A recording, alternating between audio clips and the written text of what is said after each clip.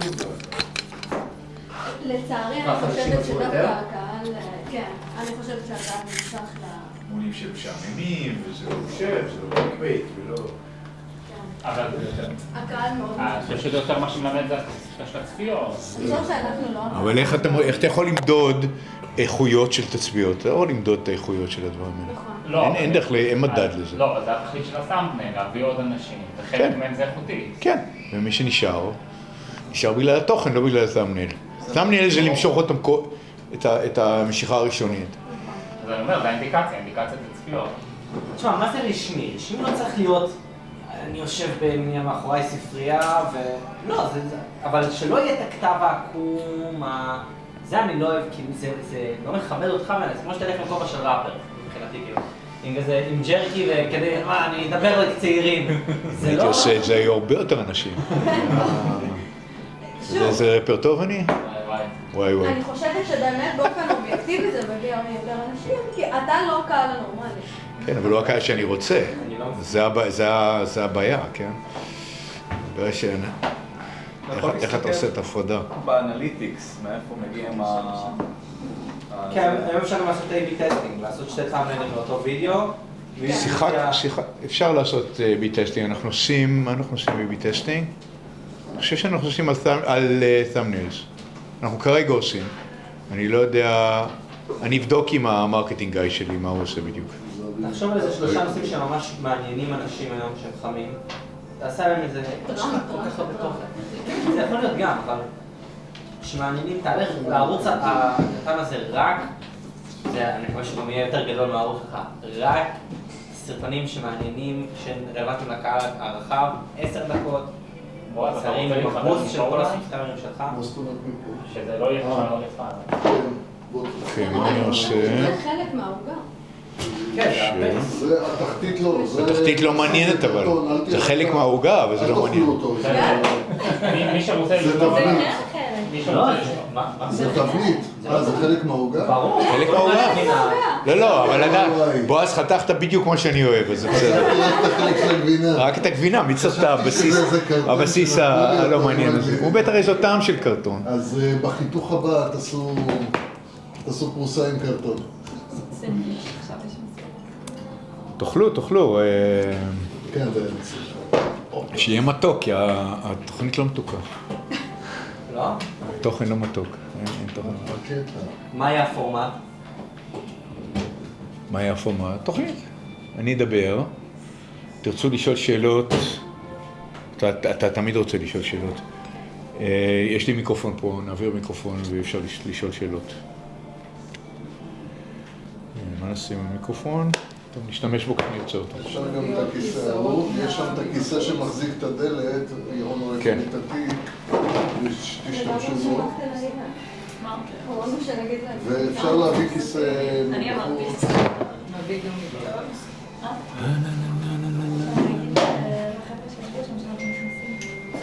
יש עוד אנשים, אז צריך עוד כיסאות. זה שלנו. יש עוד סיבות להיות ב-WeWork שאיתנו. לא הרבה כנראה. אוקיי, מי עושה ביפ? זה הטלפון שקפץ פה. אז תעשו סיילנס. שקט. יש 5-6 דקות.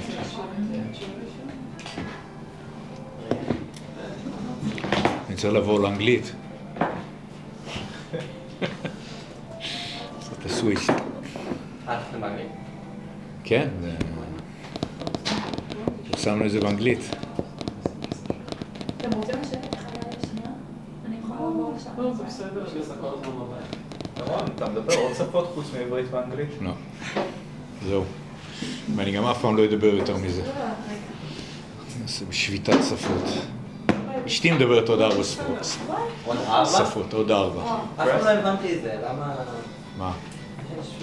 כי אתה נמשך לתרבות מסוימת, ואז נכנסים אליה. כן, וגם זה כיף ללמוד שפה, היא מאוד אוהבת את הדקדוק ואת ההיגיון של לראות את הדמיונות את השוני ואת הדמיון בין כל שפה, היא מאוד מאוד נהנית מזה.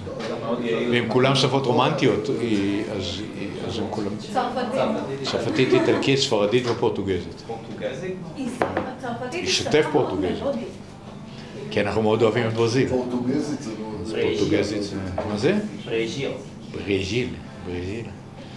כן, מאוד אוהבים את אפשר ברזיל. לסגור את הדלת שלא ייכנס... מה זה ארץ יפה של מתי כספי. הכיסא יהיה למי שיגיע. יהיה כיסא קודם. אם עוד מישהו פה רוצה עוגה, אז... קחו עוגה. לא אכפת לי שאתם אוכלים בזמן שאני עוגה. גלוריה, זה, תחתכו ככה צדמו. אז גלוריה, מה קורה עם ארצות הברית? עם הבסיס? זה יוצא לפועל בספטמבר. אתה רואה, יש כאן... מה בספטמבר? זה יוצא לפועל בספטמבר. באמת? כן. איזה כיף. ב-15 זהו. לאן? one way, קליפורניה. בקלטק? צדדים. ממש מעולה. רק שטראמפ לא ישים לך איזה אני שיבוז או כבר, משהו. אביב איתי גם כל הזמן יש לך על הגב. אז רויטל אשתי הייתה בקונצרט אתמול, בקונצרט בפורטו ריקו, והמנצח היה אמור להגיע מאירופה, ביקש ויזה לפני 100 יום ולא נתנו לו. זהו, מנצח שחי מזה שהוא מסתובב בעולם. ויזת עבודה? מה? ויזת עבודה? כן, לא, ויזה בשביל לנצח. אני בטוח שפסנתרנים וזה, זה ויזה שאתה הולך ועושה... אני מקבל את הוויזה שלי. מהרגע שקיבלתי את הסביס, עוד לפני שעם כל הבלבול והשטויות של טראמפ, הלכתי ישירות לאמבסי וקיבלתי את זה שבוע. אז קלטק ל-PhD? אני אוהב את העובדה שלי כמו פילוסופיה. זה גם קמפוס נחמד. היית שם פעם? פסדינה מאוד מאוד נחמדה. פסדינה מדהימה, כן, מאוד יפה. מאוד אהבתי את האווירה. יופי. זה שונה לקונטרסט אחר בלוס אנג'לס. לגמרי. למרות שלוס אנג'לס חצי שעה משם, זה שונה לגמרי. איך אוסטין? מה זה? איך אוסטין? אוסטין? אני מאוד אוהב את אוסטין. למה? אתה עובר לאוסטין? עם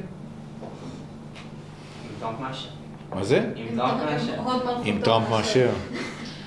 אם היה לי איזה מילה, אז אם הייתי יכול להשפיע על טראמפ, הייתי משפיע, אבל עדיף שאני לא אגיד כלום. אבל אוסטין, אני מאוד אוהב את אוסטין. אוסטין היה המקום הראשון שהגעתי בארצות הברית. גרנו שם 6 שנים. לפני שאוסטין הייתה קולית, אנחנו גרנו באוסטין. עוד לפני שידעו על כמה... עוד לפני ידעו שעכשיו זה כזה קונבנציונלי ללכת לאוסטין, כולם הולכים לאוסטין. מה זה? מה זה היה מה? המיסים. לא הרווחתי כלום, לא שילמתי כלום. תראה, כשאתה לא מרוויח כסף, אתה לא משלם מיסים. אתה מקבל. אתה משלם מיסי קנייה, אבל לא מיסי הכנסה. לא הייתה לי הכנסה, הייתי סטודנט. לא אתה באוסטין? באוסטין, כן. לא ידעת? 6 שנים.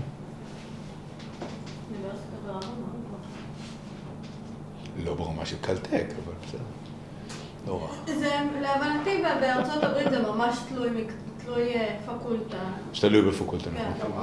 פקולטה ומרצים. כן.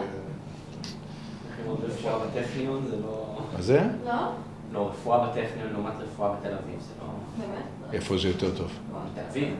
תל אביב יותר טוב? טכניון זה הנדסה. פעם רפואה היה יותר טוב בטכניון. ופעם גם הנדסה היה יותר טוב בטכניון. מה זה? פעם גם הנדסה היה יותר טוב בטכניון. כשאבי שלי הקים את הפקולטה, זה היה... כן. הוא היה מהמרצים הראשונים בפקולטה לרפואה בטכניון. כל הזמן לומדים עליך דברים חדשים. אתם לא יודעים על זה? נעשה, פעם שאני אבוא, נעשה ביוגרפיה של ירון. מי שמעניין, אני לא יודע. אני מתכנן לעבור לחיפה בקרוב, ואני רוצה ללמוד באוניברסיטת חיפה, לא בטכניון. אוניברסיטת חיפה זה משהו, אבל... בביטל, אשתי למדה באוניברסיטת חיפה. גם על זה יש לי סיפורים. אוקיי, בואו נתחיל.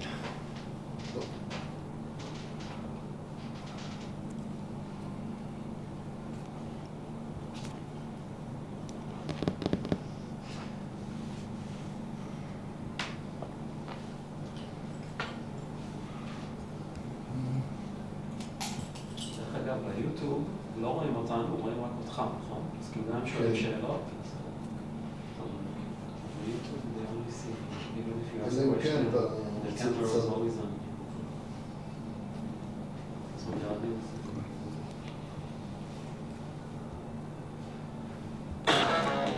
The radical. fundamental principles of freedom, rational self-interest, and individual rights. This is the Yaron Brook Show. All right, everybody, welcome to Yaron Brook Show on this Sunday, June 1st.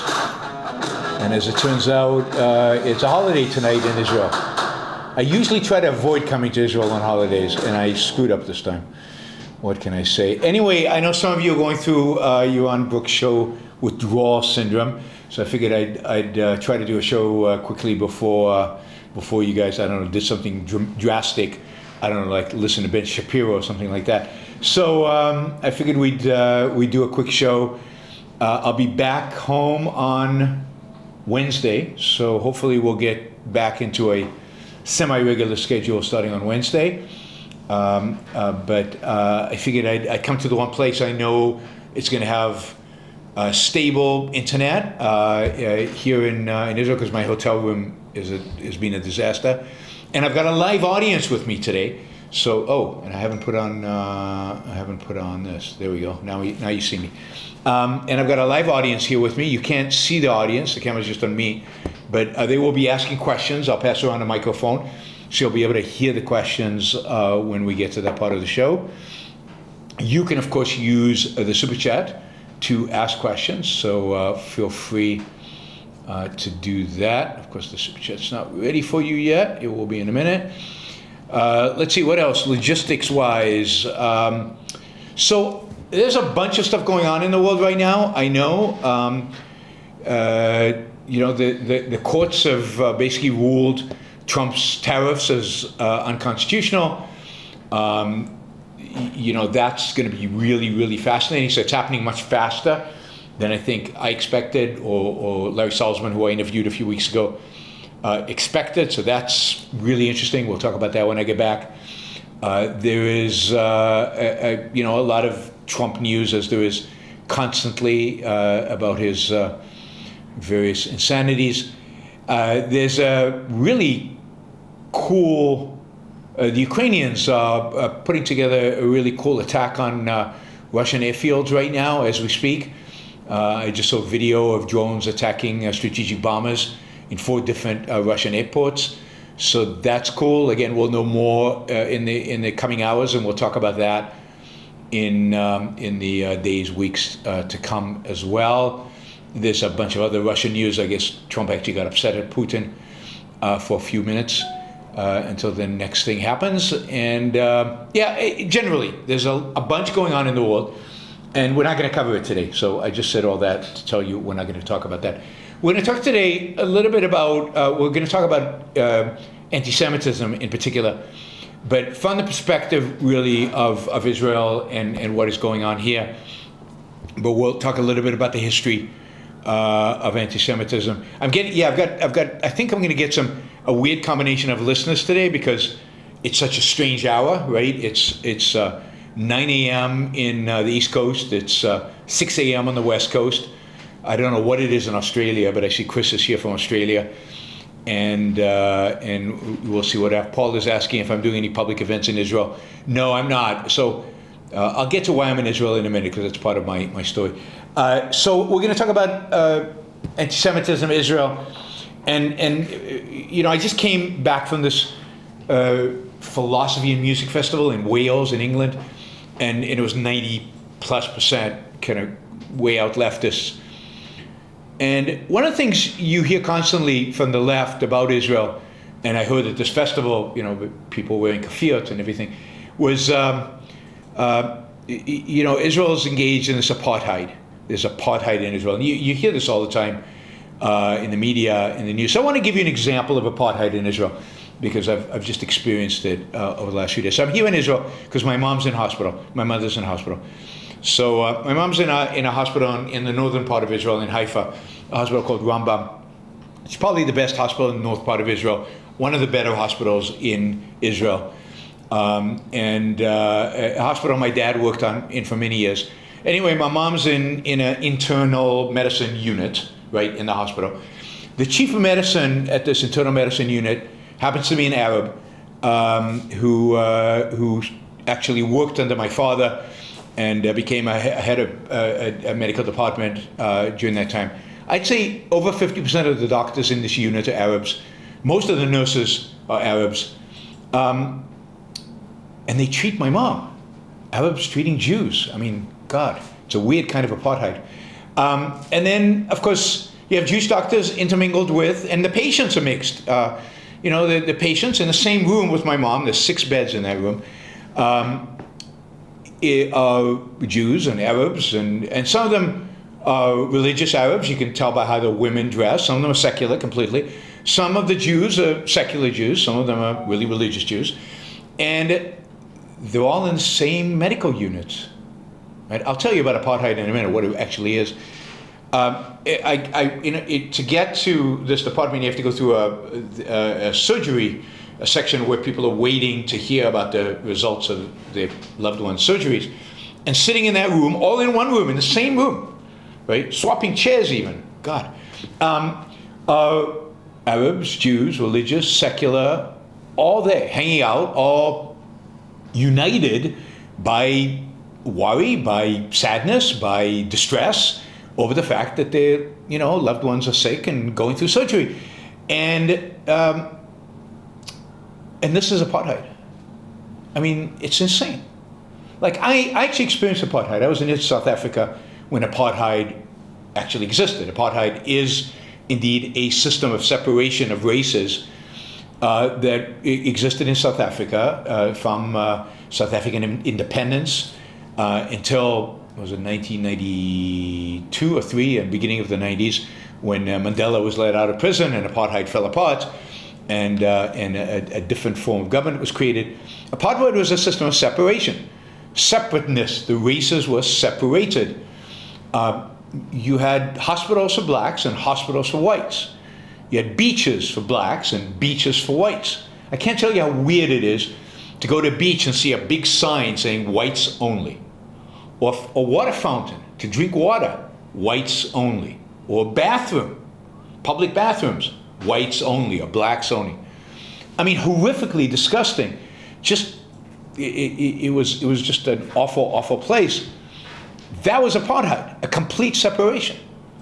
Whites could vote, blacks could not. In every respect, in every aspect of social, economic, and political life, there was a separation. Apartheid comes from apartheid, which is, I guess, a word in Afrikaans, which is translated into separateness. Apartheid. You can think about it as apartheid. That's apartheid. You don't get mixed hospitals. You don't get a mixed environment. I sat at a restaurant last night in a part of Haifa.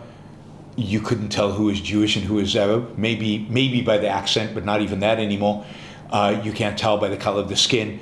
You can't tell by any external aspect. And nobody in that environment, in that context, right now, even right now, when there's a war going on, 200 kilometers away, nobody really cares as long as they're peaceful, as long as the, part of the world in which you live, nobody cares. So why do people associate apartheid with Israel? Where does this come from? It reminds me of that, I don't know if you saw the debate it's on Joe Rogan with Douglas Murray and comedian Dave Smith. It's always important when you mention Dave Smith to say he was a comedian, so nobody takes him too seriously. But and where Douglas Murray said at some point, asked Dave Smith's very pro-Palestinian, whether he's ever been to the Middle East, never mind to Israel, and Dave Smith said, no, I don't need to go. Who needs to go? It's part of the reality that allows people to hold really horrible, stupid, dumb, and false ideas. Part of how they can get away with it in their own minds is to stay ignorant. Is to not actually go and experience what they're talking about. If Dave Smith came to Israel and saw everything, maybe he'd have a different opinion about Israel, but he can't afford that, right? He's built a career over having a different opinion. So one way one way to hold falsehoods in your mind is to shield yourself from reality. It's not to expose yourself to counterfactuals, to facts that might contradict. And there's a dominant part of the anti-Israeli movement out there that just is completely ignorant. They just don't have a clue about this country, about what goes on here, about the reality that exists in this world. And if they had to confront that reality, they would have to challenge their own beliefs, and that is way too difficult for them, particularly when there's this tug that makes it very appealing to hate Israel, and ultimately the tug that makes Israel hating so appealing and so common is, I think, the tug of anti-Semitism, which has been a part of culture since the beginning of Christianity, really since the very foundations of Christianity, and to some extent the foundations of Christianity are a concerted effort to separate, talk about apartheid, right? To separate Christians from Jews. Because Christianity comes out of Judaism. Jesus, in spite of what they tell you, was a Jew, considered himself a Jew, and yet he established something, or he didn't establish anything. The people who followed him established something new, and one of their first missions in life is to separate themselves from the Jew. And that, in many respects, in order to do that, the best way is to tell stories, right? To create mythologies, to vilify, to demonize the thing you're separating from. And Christianity was very, very good at this. We'll talk a little bit about that in a bit. So anti-Semitism from the beginning has been anti-Semitism the last 2,000 years has definitely been almost a constant in Western civilization. It has ebbs and flows, but it's always been in the background. The hatred of the Jew has always been in the background, and it morphs. And in the world in which we live today, there's a kind of a right-wing version and a left-wing version. I'd say the right-wing version is more a traditional form of anti-Semitism, much more linked to religion and conspiracy theories, but divorced from reality and evidence. The left-wing version is a much more secular-based version, much more driven by altruism and the political implications of altruism, and much more based today on identity politics, on identity theory, on critical race theory that is being taught at the universities all over the place, built on the idea of intersectionality, of you can assess somebody's value based on how well they're doing. The better off they are, the more successful they are, the more they've achieved, obviously the worse they are. That is, morally, the more condemnable they are. That is, you cannot achieve anything unless you exploit other people, and therefore, if you've achieved, you must be an exploiter. It reminds me a little bit of kind of a Kantian morality. If you're happy, you must have been selfish, and selfishness is bad, so happiness is suspect, right? And it really comes from all comes from the same kind of altruistic conception. So you can rank people based on how poor, miserable, unsuccessful they are, and you flip that around to assess how moral they are, right? The more successful, the more immoral. The more unsuccessful, the more moral. And of course, all of that is, conditioned on the group you belong to, right? It's not about the individual, it's about the group that you belong to. Some groups are unsuccessful and therefore must be oppressed, and therefore must be good. Altruism demands you sacrifice to them. Other groups are successful, you're a member of that group, you're successful. They are immoral, they are bad, they must do the sacrificing because they are the oppressor. And if you think about, and the left has this kind of group hierarchy in their minds every time they approach any topic that they address, right? And so Ukraine, well, Russia's big, Russia's strong, Russia's rich, Russia's, let's say, anti-gay and anti-LGBTQ and anti all these things. They must be the bad guys. Ukraine are the good guys because they're poor. And it's not about who initiated force. They don't really care. It's not about, Western values, anti-Western values. They don't really care except for a few that relate to things like LGBTQ, right? So they're focused on that. Ukrainians must be the good guys. But then they look at Israel-Palestinians and they say, well, here, the Palestinians are weak, Israel is strong, Israel might be the bad guys, the Palestinians might be the good guys, and they can look at every conflict in the world and tell you who the good guys and the bad guys are. And one of the reasons they don't get excited about, like, I don't know, India, Pakistan, is because they can't, it's hard to, like they're all brown, and so they all have brown skin, and it's not obvious who's much richer, right? India's a little richer, but not that much more rich. So they can't categorize that in those terms. So they can't have a strong opinion. Or if you have a civil war in Somalia or Sudan right now, right? And Muslims are killing Muslims in large numbers, right? There's no way to tell who the good guys and the bad guys are, because you can't tell who the weak party is and who the strong party is. They're all the same skin color, and so it's very confusing to them. So they just ignore it and they don't pay any attention to it, and they just wipe it out from it just doesn't exist. All they can do is categorize you as a group, and then of course Israelis are categorized as white Europeans. Yeah, just go downstairs and or even in this group, right?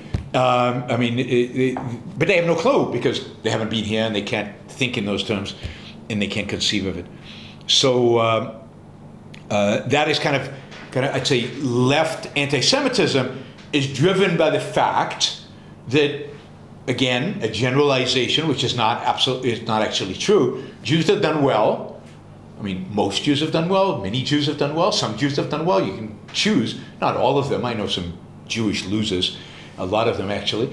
But Jews have done well, and therefore they must be the bad guy. They've done well in America, so they must have exploited people like blacks and Hispanics and others. They've done well in Israel, so they must have exploited the Palestinians. And it's all just a hierarchy of exploitation. And therefore Jews must be hated because Jews have done well. And for the left, it's kind of easy. And then from that, you could spin off all kinds of conspiracy theories. Well, how did they do well? How did they do well? Well, they must control something, like banks. We love to hate banks, right? So banks, Jews have always been bankers. Again, Jews, like any of you been bankers? Like I'm in a room full of people who are at least identified by the enemies of Jews as Jews. No bankers in the room, and yet Jews have been bankers because they remember a few names. Bankers control. They control, different aspects of the economy. Therefore, through that, Jews must control the economy, and that's the big conspiracy theory of the Elders of Zion or any other kind of variation of that kind of theory. So that is the dominant, I think. This intersectionality plus some conspiracy theories on the left, and in some variation or other, it's all over the left, because even Jews who are on the left don't like Israel. And when you really, at the end of the day, the reason they don't like Israel is because it's strong and successful and relatively, they consider it relatively free markets. And, I think they liked it more when Israel was more socialist, committed to socialism in a way that it's not anymore. It is amazing, again, how much, once people take on that perspective, how little they are interested in actual facts, how interested they are in actually coming and seeing and observing and reading and understanding, and they're completely open to the propaganda that comes out. Yasser Arafat I was just told over the weekend, Yasser Arafat was really a good guy. He really wanted peace. He was never really offered a deal. All the deals they offered were really lousy deals for the Palestinians. He was just standing up for his people. Good guy. Explained the $1 billion in his bank account in Switzerland as one of the many, many things that illustrate how horrible of a human being he was. I told him to go listen to some of his speeches in Arabic rather than the speeches in English, and they'd see, what he really said and what he really wanted. But they won't do that because facts are anathema to conspiracy theories. They're anathema to any kind of kind of ideology that basically is rejecting reality to start off with, right? They reject reality. They've decided on a moral framework for the world. And in a sense, metaphysics is put to the side, right? Reality is put to the side. What they care about is morality. What they care about is ethics. Generally, people are oriented towards ethics more than they are towards any other part of, of philosophy. They want to be good. They want to do right, and this is all they've been taught in terms of what goodness is and what being right is. So that's the left. On the right, you have a different. I mean, at the end of the day, a lot of what the left believes, kind of the right is adopting. So a lot of the kind of the postmodernism, even some of this ideas about oppression and oppressed, some people on the right are adopting. But the right's anti-Semitism is the kind of much more common, if you will, historical anti-Semitism, rooted in the fact that Jews are the other, the ultimate other, that separateness that Christianity tried to create, that then filtered throughout Western history and has been part of Western history. One of the things that Christians made very clear early on, the biggest sin really the Jews have committed, and really to this day, the Catholic Church won't admit it anymore because they're trying to be politically correct and not be true to their founding. But basically, the Catholic Church at the beginning was its position was basically that because Jews had witnessed Christ, had witnessed Jesus, and in a sense turned their backs on him, they were the ultimate sinners. They had seen the truth. They had seen justice and goodness and everything and said, no, we don't want that. That was the devil incarnate. That was it, right? You couldn't blame the Chinese for not being Christians. They didn't know anything about Jesus, right? They certainly never saw him in person. But Jews were right there, right? They were all around Jesus. And yet they turned their back on Jesus, and that was the ultimate betrayal. So, of course, that's symbolized by the fact that it's Judas who turns him into the Romans. It's symbolized in the stories by the fact that the Romans are kind of soft, right? They don't really want to crucify Jesus. It's really the Jewish priests who insist on the crucifixion of Jesus, according to the stories. Now, remember also that, by the time a lot of the interpretation of Christianity come to us from a Roman period in which Rome is adopting Christianity as the official religion, and therefore they have a strong interest in not portraying themselves as bad guys, and they need a scapegoat, and the Jews are a very convenient scapegoat at the time. So again, it's a whole network of things that are happening that are driving Christianity to basically create this separateness from Judaism, and then condemn Jews as really actors of Satan, of a vehicle of the devil, which they did from very, very early on. There was a big conflict, a big discussion about the founders, among the founders of the church, the original kind of philosophers of Christianity, about what to do about the Jews. There was a certain school of thought that said, just kill them all. And that was kind of the dominant among the scholars, the Christian scholars. And then Augustine came around, St. Augustine, who was probably the most influential Christian thinker in the 5th century. So just the same time as Rome is in decline and about to fall. And Augustine says, no, we shouldn't kill them. Jews we need to keep them around. Why should we keep them around? To remind us of what happens to those people who turn their backs on Jesus. So we need to make sure they always suffer, make sure they never succeed, make sure that they always remain as a symbol of failure, because that will remind us of what happens when you don't embrace Christianity, right? So think about that even today. What Israel represents to all these people who, even if they're not connected to St. Augustine in any significant way, but it's become part of a culture. think about what it means for them that Israel is so successful, the Jews have done so well, the Jews are, relatively rich and relatively wealthy, and they're all over the place. They're in the media, they're in Wall Street, and yet they're supposed to be hang around in order to be a symbol of a failure in life, in order to justify their own Christianity. And this, one of the two greatest thinkers in Christianity said, right? It's Aquinas and Augustine are the two big thinkers when it comes to that. So it's deeply rooted in the history of Christianity. I mean, they try to whitewash it and they try to deny it and reject it. And in modern times, they've turned their back supposedly on it. But it is deeply rooted in the ethos and in the reality of the Christian religion and its beliefs. The consequence of that has been that the creation of the ghetto was a way to create this poor neighborhood where all the poor Jews were, that the Christian could observe them as being poor and miserable and suffering and all of that. The ghetto in Rome existed well into the 20th century, and the ghetto in Rome was literally a block away from the Vatican. So, the Pope was right there, right? Could have done away with it at any point in time. I mean, it's a legal arrangement where Jews have to live in a particular part of the town.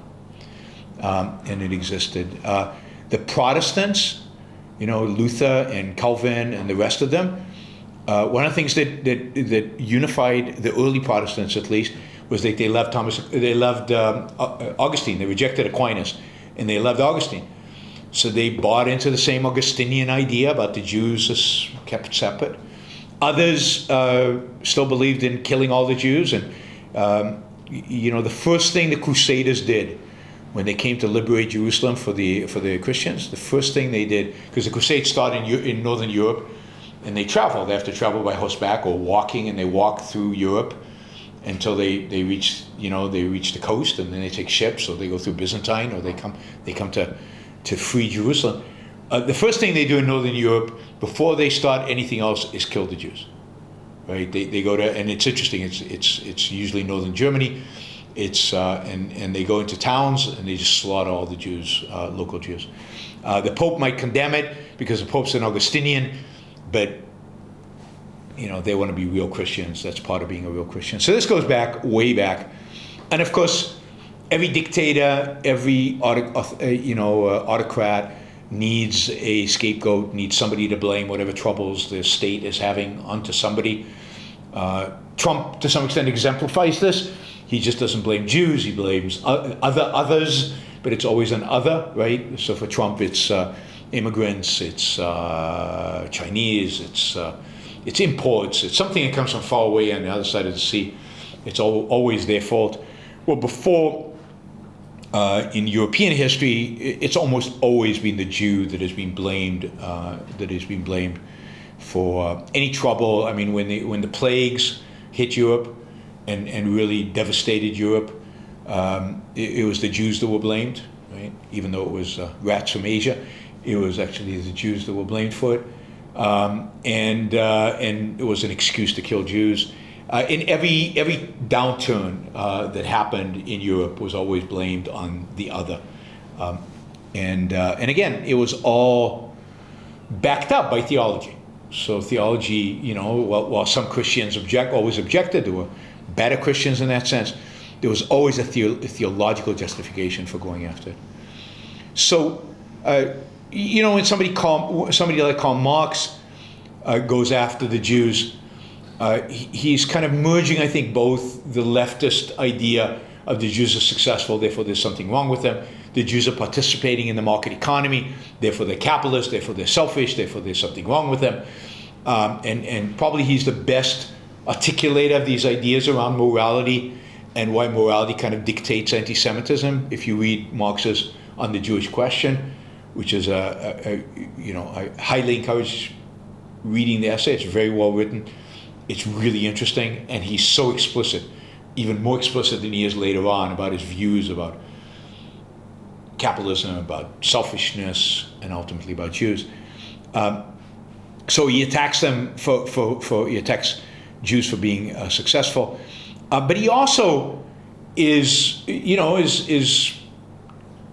was raised in central Germany, or in Germany, in actually an area where the first killing of Jews happened during the Crusades. So it's an area that was quite long history of anti-Semitism. Raised in a Christian environment of anti-Semitism, even though he was the son of a converted Jew.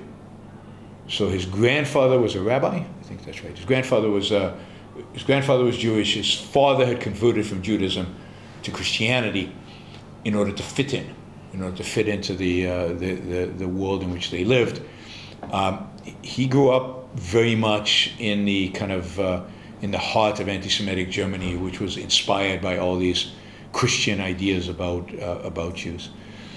So on the right, you get this much more driven from hatred of the other, much more driven by a xenophobia, a real racist ideology that includes the Jews as the other. Much more, if you look at somebody like Tucker Carlson, much more of this idea that we are the Americans being oppressed by other people, and at the top of that pyramid of oppressors are Jews.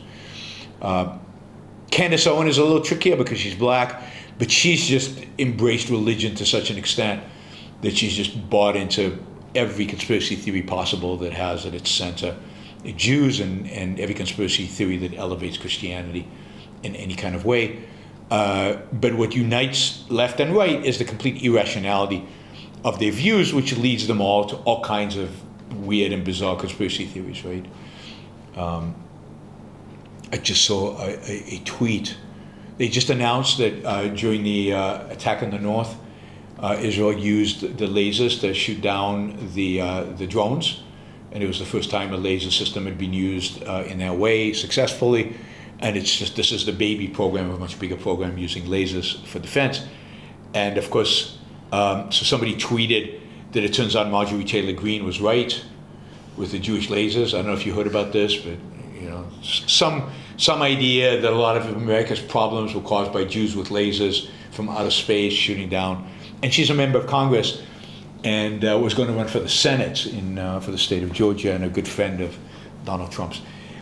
So the irrationality is just bizarre, and the conspiracy theories and the ignorance and the negation and the evasion of reality is just pretty stunning, the extent to which they're willing to do that. And that's really what unifies all these people. And ultimately, they have to revert, they've abandoned reason. So they're completely dependent on emotion and on pseudo-scientific explanations of reality. They've embraced altruism as a morality, and as a political theory, or as a theory of dealing with human beings, they can only embrace collectivism. Once you give up on reason, and you give up on any semblance of self-interest, all you've got left is the tribe. All you've got left is the group. And that you see both on the left and on the right. Again, the left has embraced identity politics, which is basically the tribalism of your skin color, the tribalism of your genetic heritage, or whatever you want to call it. And the right has embraced the same kind of identity politics. It's just that they have an affinity for different skin colors, but it's the same basic ideology of the group is what matters. And it's the most primitive of groups. I mean, Marx is a massive improvement over race-based tribalism, right? Because at least Marx is looking out into the world and categorizing people based on productive activity and based on where they kind of fall in terms of their actions in the economy. There's a little bit, not a lot, but a little bit of sophistication there. And it's changing, it's not static. It's like, you're born in a particular class, but he recognizes that there was feudalism once, and feudalism was a different system, and now there's a different system, and one day there'll be another system. And there's certain dynamism, and there's certain recognition of some facts of reality that's involved. Tribalism at the level of race is just the most, I mean, Ayn Rand called it the most primitive form of collectivism. It's the most mindless of all collectivism. It's perceptual level collectivism, right? It's based on how you look and what your ancestors, how your ancestors look. It's got nothing to do with any action that you might take. And it is truly stunning and unnerving in many respects that here we are in the 21st century, and instead of moving forward, we're not just moving backwards, we're moving way back. Like Marx is too sophisticated for these people. It's like you have to go way back into, tribal, prehistory or whatever, where we just killed each other for the way we looked, right? Because of how we looked. It's not even about ideas. It's ultimately about your genealogy. That is a unique type of barbarity and barbarism that they engage in.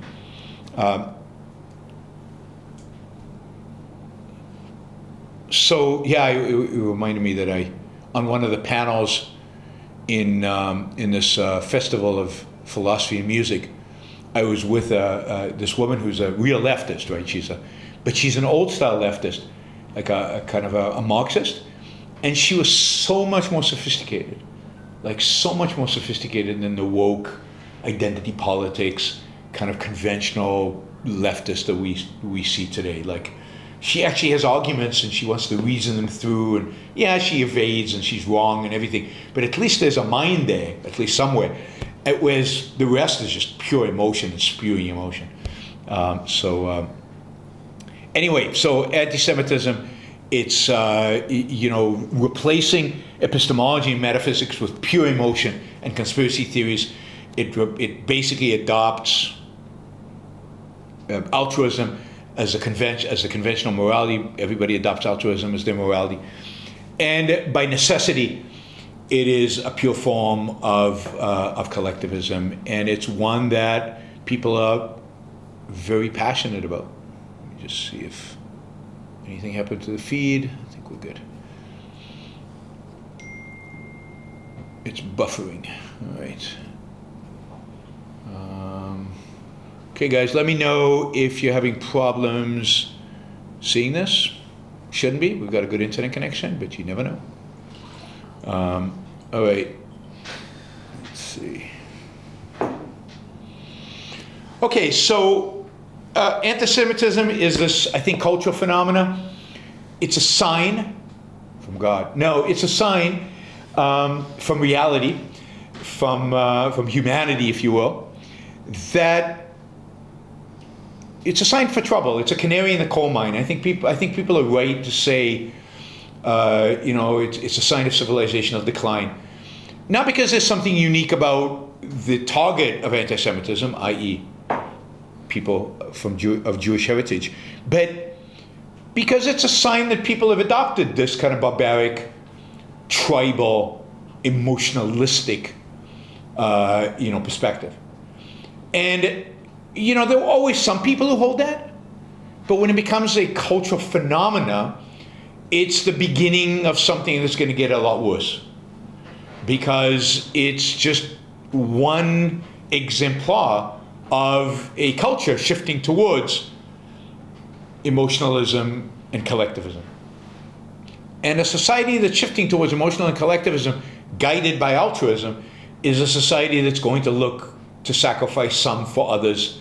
It's going to look to elevate one tribe over another. It's a society heading towards some kind of tribal warfare and tribal disaster. So anti-Semitism very much is kind of the canary in the coal mine. It very much is an indication of cultural decline and a culture in trouble.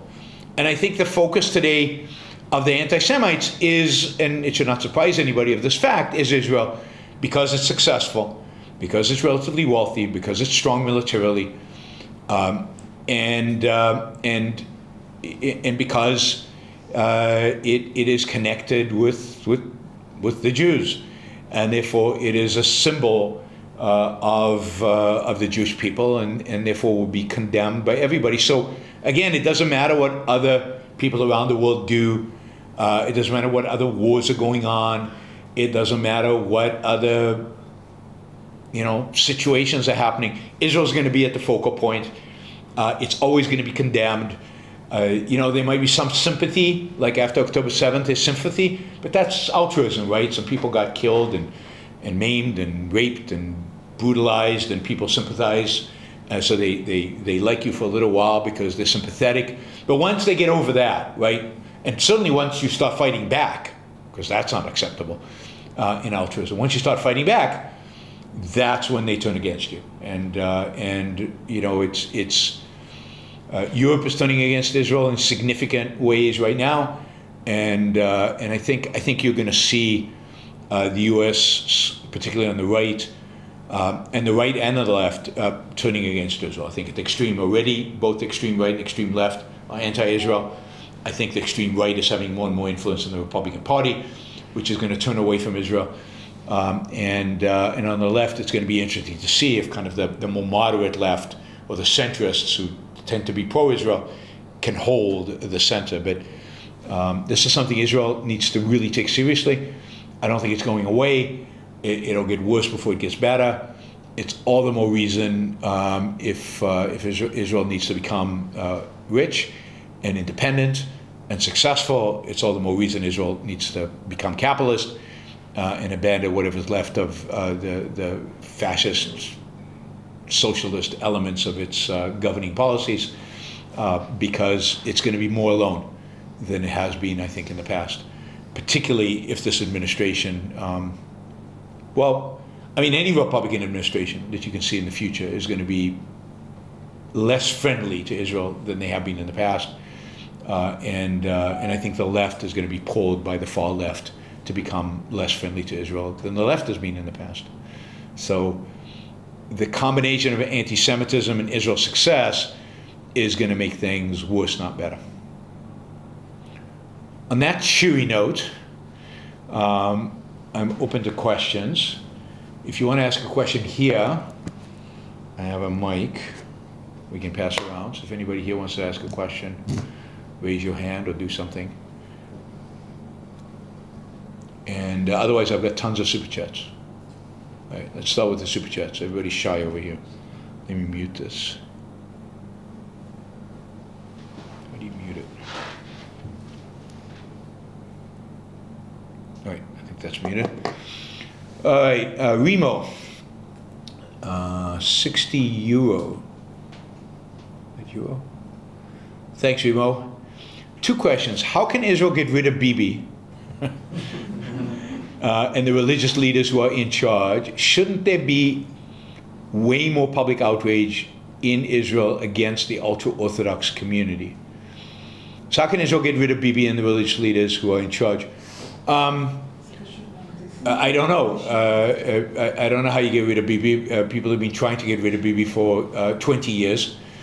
And he has this unbelievable ability to stay in power no matter what happens. It's his one magic power is to stay in power. He has that ability. I think Israel does have a real problem of the religious right. Israel's fundamental problem is that it does not have a separation of state from religion. It doesn't have a constitution which codifies that separation. And therefore, in Israel, there are religious parties, that is, parties that run on a religious platform, advocating for religious interference in secular life, and that's wrong and bad. There's certainly a part of that religious movement that is, bad on a lot of things, particularly on separation of church and state, but good on, for example, security, which is often unfortunate because often we get confused with them because we say, I sound the same as some of them on certain, foreign policy or security issues. But I reject their reasoning because their reasoning is not reasoning related to a free state. It's not related to a state respects the freedom of the individual. It's not based on any individualistic premises, but it's based on their own tribal premises and their own religious premises, right? This is the, land promised to them by God, which is, ultimately, if Israel takes them seriously and lets them dominate, will lead Israel down the same path that tribalism will lead anybody embraces it. That is, tribalism and religiously tinged tribalism are not going to lead to a successful outcome for the state of Israel.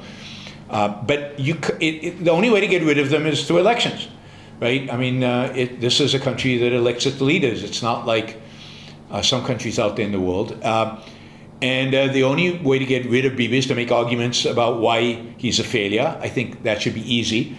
I've made them for 20-something years, but you know how much influence I have, not much. And somebody to come along and replace him, and it's not clear who that somebody is going to be. Israeli politics is one of the most fluid politics I've seen anywhere in the world. I've never seen a more fluid, dynamic, changing, not for the better necessarily, but it's always fluid and dynamic, and there's always new parties, new leaders. The next new messiah, new great leader is going to come about from some new political party. It's filled with generals who went to politics, and they gain a name for themselves as generals, which sometimes has been good, but usually is bad because they're often not that good of a general. I mean, the army, like every army, is very politicized, and the Israeli army is very politicized, and the people who rise to the top are not necessarily the best people. They're the most politically attuned people, but not necessarily the best people. But they get names, they get reputations, and they're used to leading. And therefore they embrace politics. Many of them embrace politics right after their military service. But there is, as far as I can tell, there is no clear leader who the Israeli public would like to replace Bibi. If elections were held tomorrow, Bibi would do well. I don't know that he'd do well enough to become prime minister, but he would do well. He's not going to flop on his face politically. He just manages to stand up on his feet every single time. Now, I have told you what I think of that,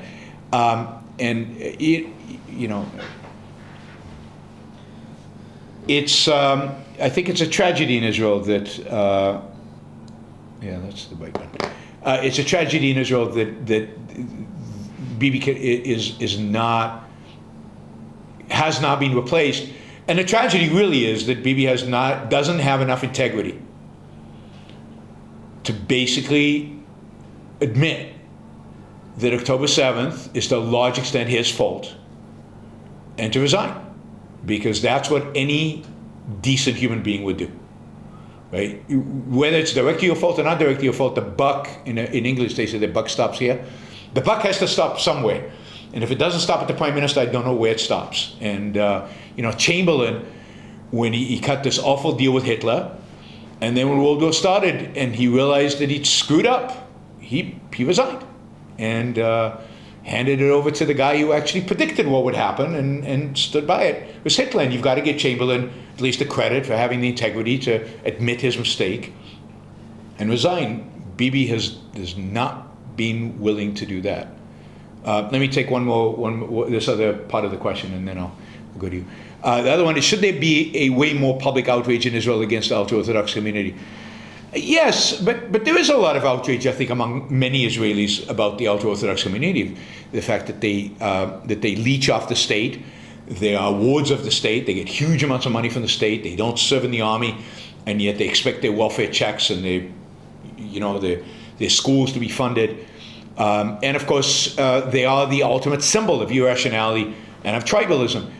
But yeah, Israel needs to figure out what it is. I defend Israel. I think it's a good state. I think it's of the countries in the world, it's a good country. I think it's a necessary place. But I'm not happy with Israel. If maybe I should do a show just criticizing Israel. I mean, it would have to be many shows, because my criticisms of Israel I've been critical of Israel again since I lived here. Certainly since I read Ayn Rand, but even before that. So since I was 16, all I've done is criticize Israel.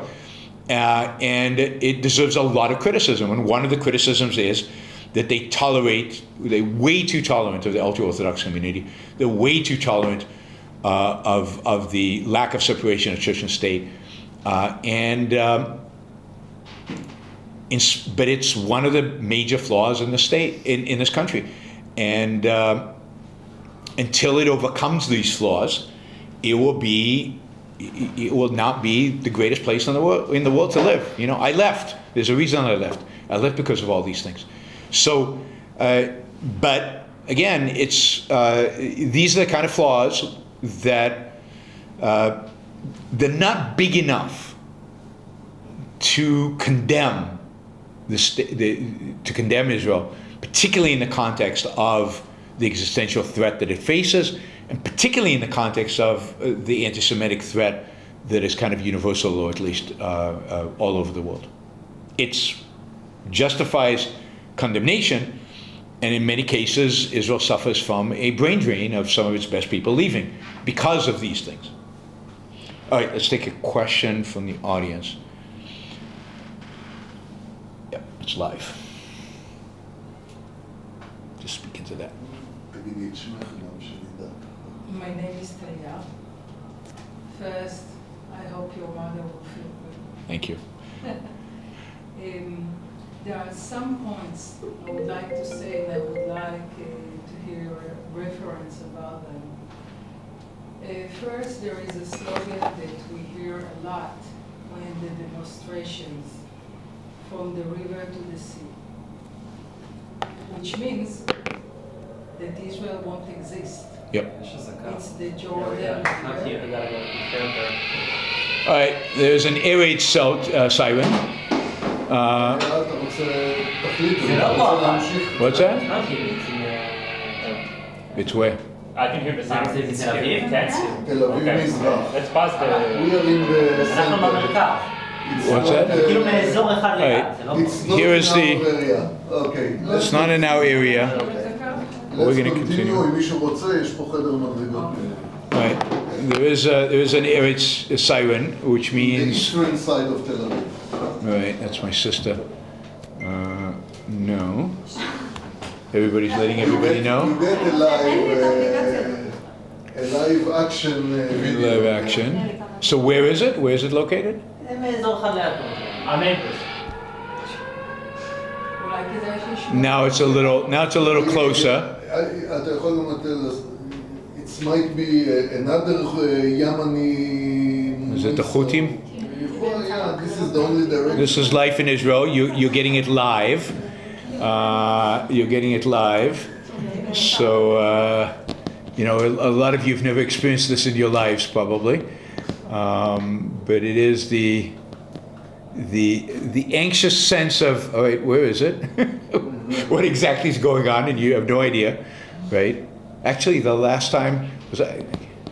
Just imagine that the part of Israel was suffering, the north and the south. I know. For 20 years, each day, more than one time, and we didn't react. Well, that's why he should resign. He was prime minister those entire 20 years. I don't care, we are democracy, you see? That's why you resign. But That's why I'm calling for resign, not for a coup, not for a coup to overthrow. Yeah, I agree. We have to defend ourselves. That's what we should have done. That's what Israel should have done. There was a question. I'm sorry. Okay. What was the question? From the river to the sea. Yeah.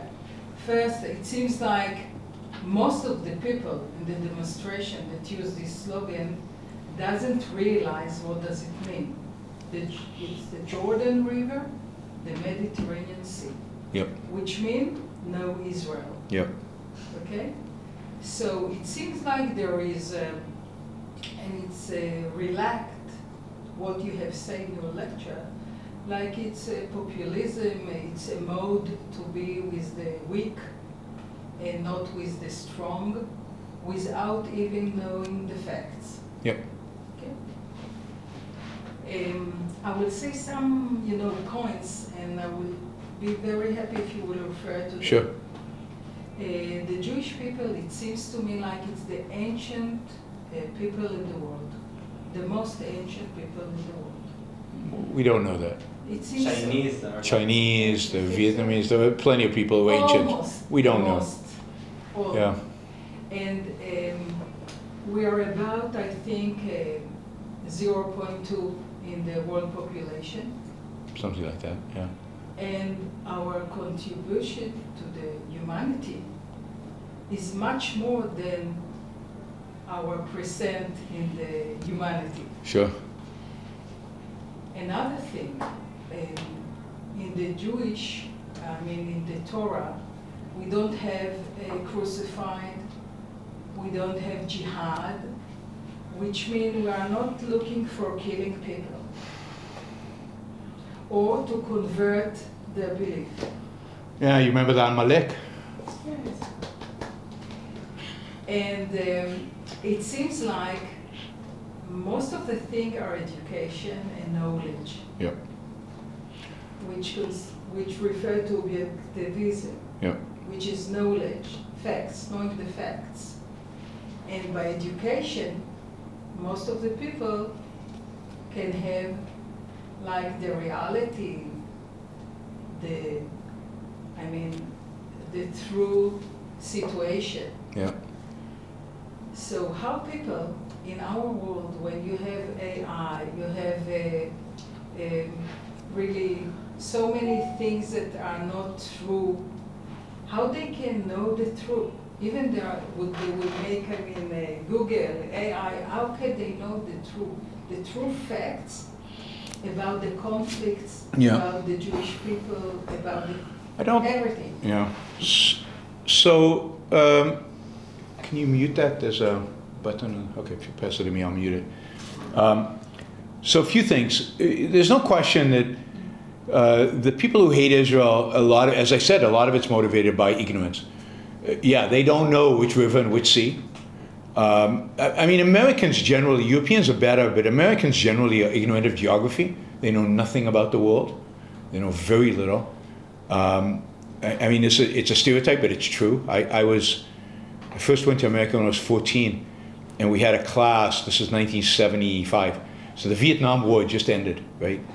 Vietnam War just ended, and we were in class, and the teacher put up a map of the world, and she asked the students if they could point to Vietnam, right? The Vietnam had just ended, right? They're supposed to, and not it was every day on the news, it was everywhere, there were demonstrations, everything. There was not a student in the class who knew where Vietnam was. I was the only one who knew where Vietnam was. Vietnam had no relevance to Israel. We didn't care in Israel about Vietnam. But I knew where Vietnam was. It wasn't, geography, basic stuff. Americans are ignorant of geography. They just have no clue.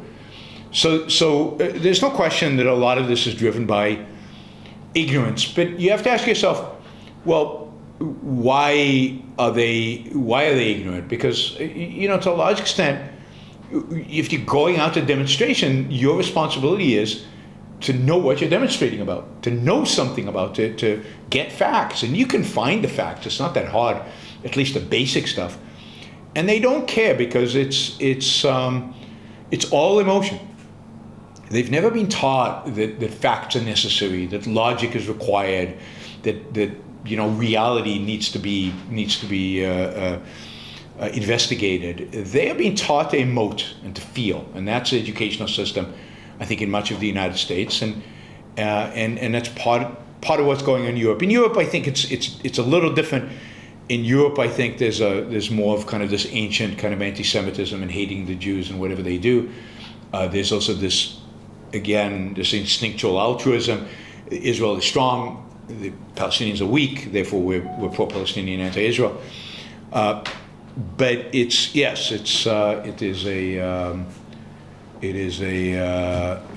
lot of this is driven by an ignorance that is motivated by emotionalism. Ultimately, if you're an emotionalist, you don't want to know the facts because they'll often contradict you. I just have to comment on some of what you said about Jews. The Old Testament is unbelievably violent. We were an unbelievably violent people when in the Bible. We conquer, we enslave, we slaughter and kill every man, woman, horse, beast, and every man, woman, child, and beast, so not a seed among them will remain. That's what God told us to do to Amalek. There's nothing special about Judaism in its religious sense. It's just another primitive religion. The difference is that Judaism has gone through a process of enlightenment. You could say it started with the Rambam, who brings Aristotle into Judaism, just like Aquinas brings Aristotle into Christianity. And then I think Jews embraced kind of the Enlightenment in ways that many people, in really deep, significant ways, that encouraged them and many individuals within them to go into the sciences and to go into these kind of areas. And Judaism has always emphasized education and the mind, although most of that was to study the Bible, which is, these ultra-Orthodox, they might have a mind, but it's insignificant to anything in life because all they do is study the Torah, and it has no relevance. So what does the IQ matter if all you're doing is studying a book? So the uniqueness of the reason Jews have done so well has a lot more to do with the fact that Judaism was open to Enlightenment ideas and anti-religious ideas in a sense, in ways. Notice that most of the successful Jews are secular Jews, like Einstein. Was not exactly studying at the yeshiva, right? So, and he was incredibly successful. So it comes from the secularization of Judaism, which has been so intense.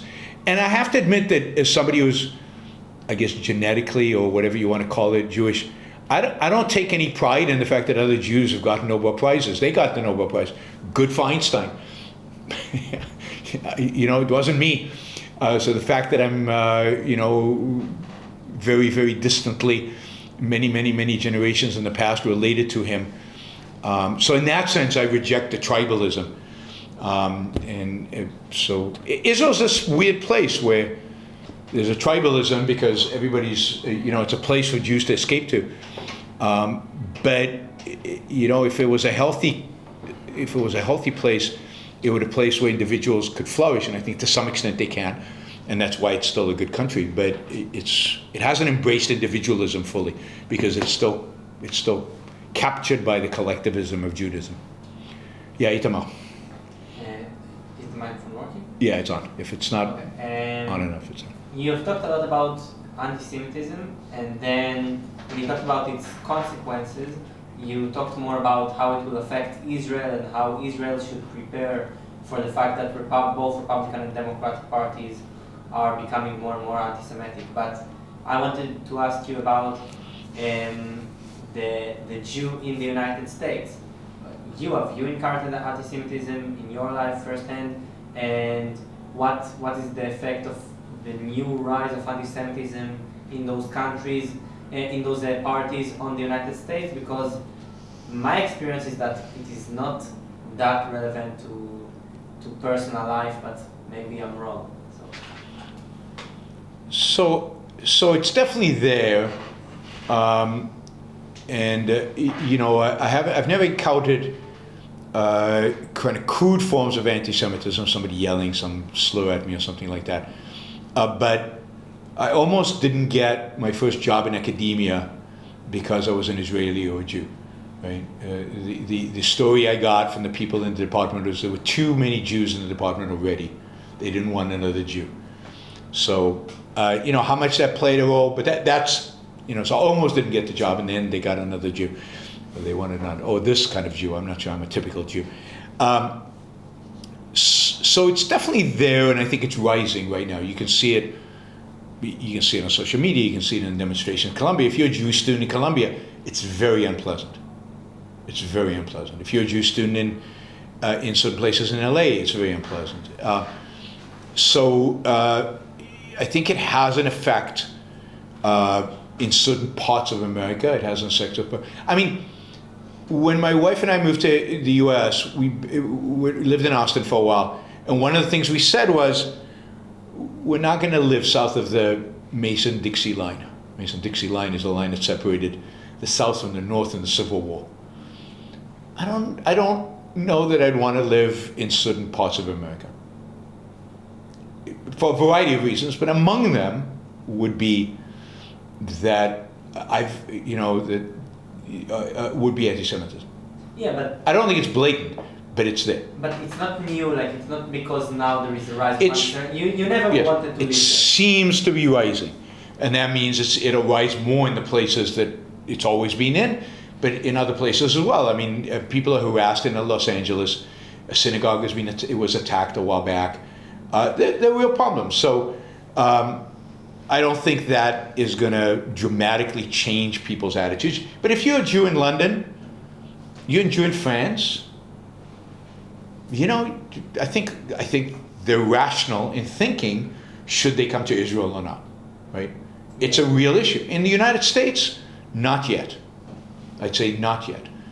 It's not an existential threat.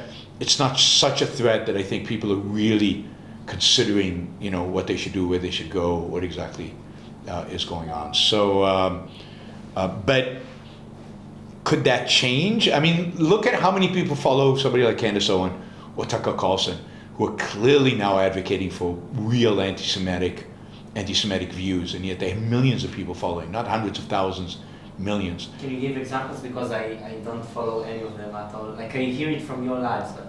Yeah, I mean, I don't have, I mean, all my examples are stuff you've heard because they're the ones I've covered, but you know, she really does believe that Jews are running the world and Jews are behind every bad thing that's ever happened, and maybe they're manipulating the weather. She's not convinced, not 100%, but it's quite possible Jews are manipulating the weather, and this is why we have bad hurricanes and things like that. And I mean, millions of people listening to this crap, and that's Triff Tucker. Now, again, I don't think it impacts the lives of most people. Now, again, you know, people walked out of a Jewish museum the other night from just a fun evening, and some guy came up to them and just shot them multiple times. And it wasn't just, I mean, he kept shooting to make sure they were dead, right?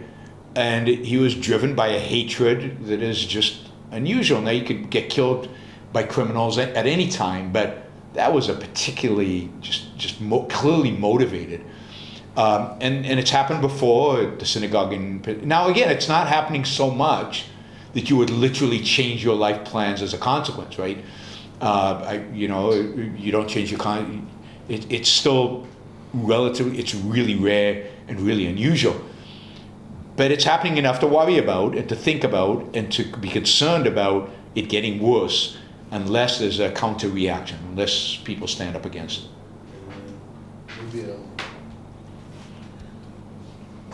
I should mention, this is Boaz, I should mention that a layer of anti-Semitism is covering the Israeli-Arab conflict.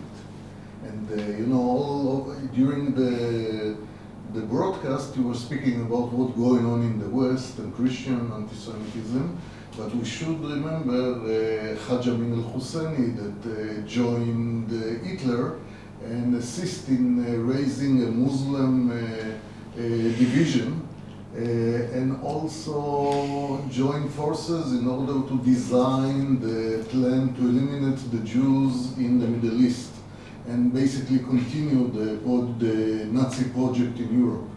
So, and this level of anti-Semitism is soaked into the Palestinians and some of the Arab countries' education systems, the preaching in the mosque, and when Israeli soldiers got into houses in Gaza, they saw Mein Kampf in Arabic almost in every other house.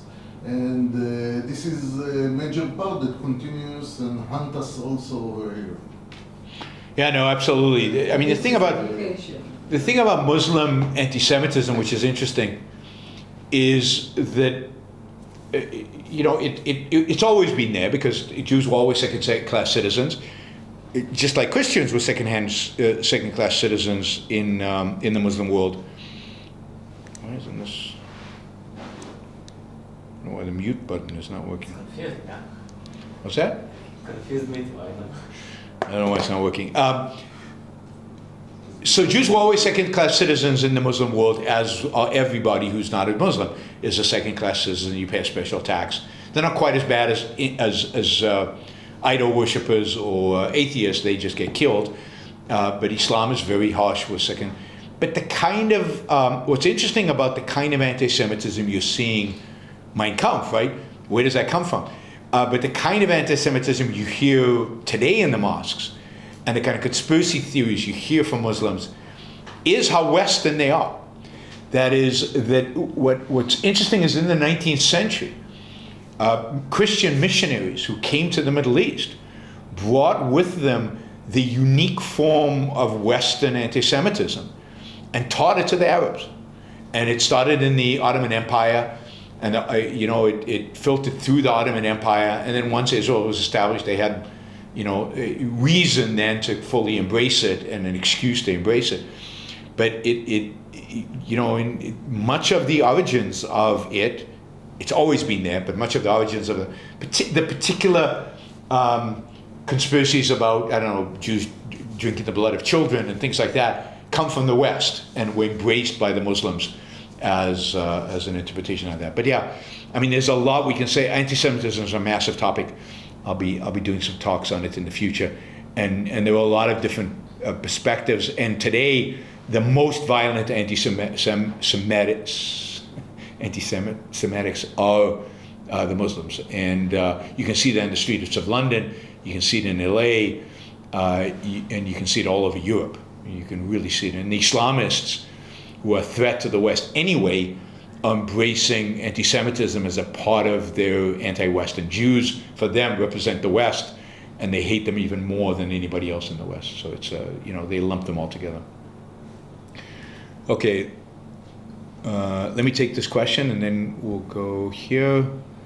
And this is Ra Hazam. First time donation. If Israel wants to survive, they must eliminate the threat to their existence. Is it possible to vote out or impeach Bibi for incompetence or negligence? I'm not sure how many want that outcome. Stay safe over there, Yaron. You could vote him out in an election, but there's a process, just like in any democratic country. And Israel doesn't have elections for a while. Who knows when the next elections will be held. But it's not that there's any violation of election law. It's all within the law. Bibi has always functioned within the law when it comes to elections, at least. He just, has enough popularity to keep him going. And the only way to get rid of him is an election. October 26 is this year? No, next year. October 26 is the official date. They could call an early election, but it can't be after October 26th. So that's the latest. And we'll see what happens in that election. He always seems to survive. And do the Israeli people want it? Well, I think a majority do, but a majority doesn't get to choose because it's a parliamentary system. Typically, the prime minister is selected from the largest political party. The Likud has been the largest political party in most of the elections in the last 20 years, or really in most of the elections since 1977. The Likud or some form of it have been the largest party, and they get to select the prime minister. So, it's going to be interesting to see if there's an alternative Israelis are willing to vote for in greater numbers than they're willing to vote for Netanyahu. Again, I've been saying they need to get rid of him since he was first prime minister in the 1990s, where I thought he sold Israel out. Yes, Israel needs, in order to survive, it needs to eliminate the threat. Again, something we've been talking about for a long, long time, since I remember talking in any kind of public forum. So when that'll happen, if they can do it, whether the world now is going to let them do it. Unfortunately, Boaz was wrong and I was right about Iran, but maybe they'll do something now. Who knows? I don't know if I should say to the mic, but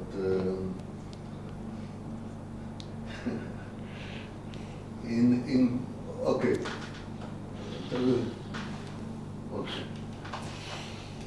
What I would like to say is that in perspective of the last 2 years, or since October 23, it was the lowest point, I would say, in regard to security that Israel found herself. October 7th. October 7th. Yeah. And now we are way ahead of it in advancing, in decomposing the whole ring of fire that Iran established around Israel.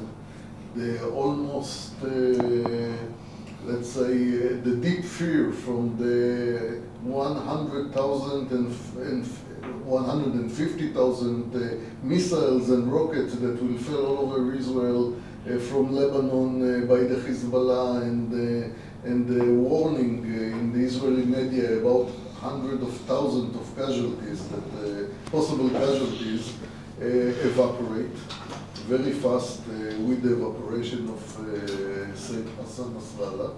And we see Iran in the weakest point, I would say, in the recent years. So there is advances against, I would say, sometimes almost hostile administration in the US. This is the Biden that actually boycott and put embargo on weapons to Israel. And I think that we move forward, even though we are not satisfied. Yes. It's not as fast as we like to see it. It's not as strong as it should be. Yeah, I mean, I think there's no question. Israel, in the short and medium term, is much safer now than maybe it's ever been. It really has no significant enemy that it cannot handle anywhere around us.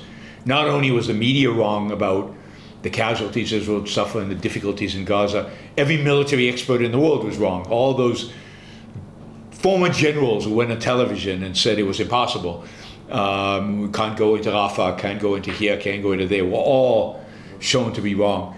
The Israeli military has been spectacular. When it's been unleashed, it's been amazing. And, it's been the speed and too many casualties and too many loose ends. And then, of course, there's the long-term strategic question of what happens as Israel is more isolated and what happens to Iran. I mean, Iran, I still believe that in the very long term will collapse itself and therefore won't be a threat to Israel because it will actually collapse. But unfortunately, I don't think Trump is going to help us there. Let me just do this and then we'll go to a question from here. Shazbot says, of all the things at risk, the loss of an objective reality is perhaps the most dangerous. That is said by a character in Andor. Is that season 1 or season 2, Shazbot? But that's a pretty good statement for a character in a science fiction thing. All right, you got a question from the floor? Yes, it's working. I would like to ask you about the rise of anti-Israel and anti-Semitism in other parts of the world beyond the United States and Europe, like Africa and Asia. Yeah, I mean, I think I don't know much about the rise of anti-Semitism in Africa, although obviously the obvious example of that is South Africa. I think in South Africa, it's a consequence of it goes way back to the PLO supporting Mandela when Mandela was in prison, Israel being supportive of the white apartheid regime in South Africa. We actually built a bomb for them, so they actually have an Israeli nuke in South Africa. So Israel actually armed the apartheid regime back when, as part of the disappearance of apartheid and Mandela coming to power, they destroyed their nuclear program, but it was an Israeli nuclear program. So Israel took the wrong side in history, if you will, in South Africa, and so it's somewhat understandable, not rational, but somewhat understandable, that many of the blacks who were oppressed by apartheid resent the fact that Israel was on the other side while they were being discriminated against. So I think that's a lot of what's going on in South Africa. But I think add to that the global left, you can call them a global left, which I think influences Africa, which again goes back to this intersectionality, oppression, the colonizers, Europe and Israel being associated with Europe being an evil force in the world, exploiting Africa. The reason Africa's poor is because of European colonialism and all of that. And Europe was an awful colonizer in Africa. You could argue about European colonization of parts of Asia and how bad it was for those Asian countries. In Africa, it was a disaster. The Europeans were brutal, particularly the Central Europeans, less so the British, but the French were terrible. The Belgians were just, they just slaughtered people. the Germans were bad, and you know, so they've got some reason to be hostile to. And of course, what happened is that because of that, Africans rejected Europe, rejected Western civilization, embraced socialism, embraced the left, and turned themselves in. They took themselves from poor to even poorer instead of rising from that. So they don't have the capacity, and I think that's starting to change. But they don't have the capacity to separate what's good in the West and what's bad in Western tradition, and dumping the bad that affected them and embracing the good. And until they do that, they're stuck in Africa. I think in Asia, I don't know. I mean, certainly anti-Semitism is rising in China.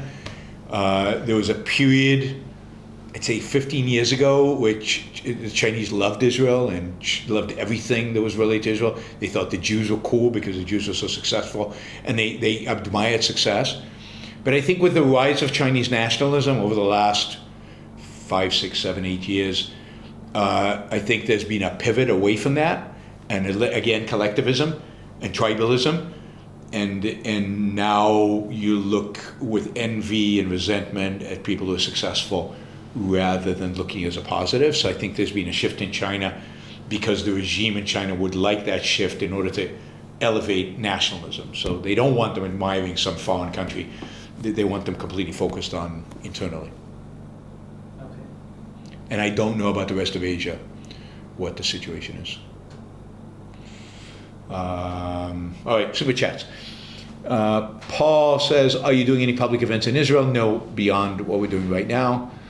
Not this time. Jonathan, sending strength to you and your family at the difficult time. Thanks, Jonathan, I appreciate that. Robert, you don't need me to tell you, but you have been missed this week. I told you that we're going through withdrawal syndrome. Safe travels and all the best to you and your family. Thank you, Robert. I appreciate it. Michael, do you think many people in the Trump administration are secretly relieved the courts threw the tariffs out?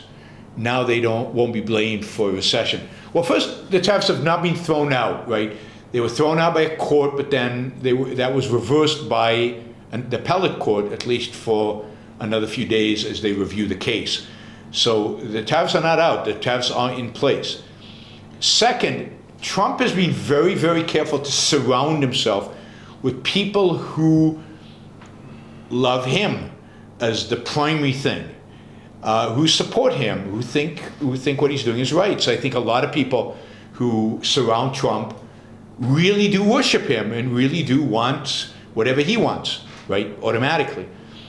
Certainly there's some people, not many, but some in the administration who would be relieved if the courts threw out the most irrational parts of Trump's agenda, including the tariffs. How many, I don't know. It's really, really hard to tell. But remember, Trump has built a little tribe around him, and they just follow the leader, and they do what the leader says. So I don't know how many in the administration are anti-tariffs. It's hard to tell. And I don't know how many of them don't want a recession if the recession can bring good, or they believe the recession can bring good, because they've been rationalizing a recession for a while now. Hopper Campbell says, is Trump evil or just stupid? I mean, you have to be very careful with the term stupid. What does stupid mean? Does stupid mean you don't have the intelligence, you don't have the capacity? I don't think that, so I think he has the capacity. He's not stupid in that sense. But there's another sense in which I use the term stupid. In the sense that you're not rational. That is, you don't use the capacity. You have the capacity, but you don't use it. You don't engage with reality, with facts. You elevate your emotions above those facts, and then you're stupid. You're stupid to reality. That is, you in a sense can't function in the world because you're contradicting the facts of reality. You're banging up against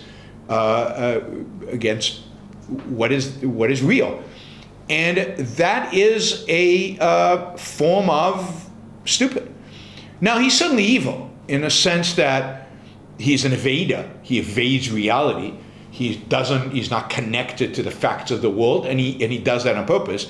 That is, he evades what is going on around him. He evades facts, he evades science, he evades knowledge. So in that sense, he's evil. He's immoral. He's not evil like a Hitler, but he's certainly evil in a sense that if in objectivism, evil and immorality is fundamentally about evasion, it's about ignoring facts of reality, then he does it on a systematic, thorough, a consistent basis, and therefore you have to say the guy's immoral. I think a lot of people do it, but if it's not systematic to their character, you wouldn't call them systematically immoral. You would say that was an immoral action.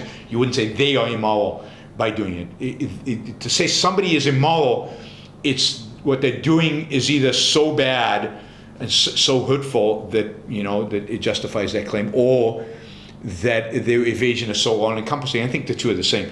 The evasion has to be all-encompassing. That is, the evasion has to be part of their character to say somebody is thoroughly immoral, somebody's evil. And I think with Trump it is. It's just who he is. He is a bad human being. Shazbat says this from Andor Season 2. See, that's why I didn't recognize the quote, because I've only started Season 2. Andor is a good show. If anybody hasn't watched Andor on Disney, it's a Star Wars spin-off, but I hate Star Wars, but Andor is really good. It's a character-driven, smart TV show, action TV show, science fiction. All right, Michael. Does Israel actually have a plan for Gaza? Relocating 2 million Gazans seems unrealistic. They will end up occupying Gaza for the next 50 years without re-educating the population. Do they have a plan for Gaza? I think they're part of a plan for Gaza. At least now they're talking about occupying 75% of Gaza, and that's the beginning of a plan. I think they realize that they probably won't be able to relocate 2 million people, but they're at least opening it up to anybody who wants to be relocated can relocate. We'll see how many people take them up on it. I'm not sure that many people are going to take them up on it, partially out of fear. A lot of people are still afraid to challenge Hamas or within Gaza and to actually, take Israel up and move somewhere. So I think Israel has more of a plan now than maybe they've ever had, or they've had since 2005, even though it's not as thought out of a plan and detailed plan as maybe we would like. Or maybe, again, there's probably a number of plans. There are probably plans that they're talking about and plans that they're not talking about. So, what actually gets implemented, we will see. Again, Boaz wants to say something. I may add to it that this... Okay, tell you later. Yes, I may add to it that beside the fact that Israel now sparing the life of soldiers by actually leveling houses, neighborhoods, not letting the peers and the booby-trapped kill any more soldiers, it's one facet of the fact that Gaza will be uninhabitable in the already are a large chunk of the Gaza Strip are not suitable for living, and this will create the necessity to take care of the refugees that all the world mentioning in every protest that they care so much for. And it may open the gate for more immigration. The Gazans themselves would love to have the opportunity without the fear of Hamas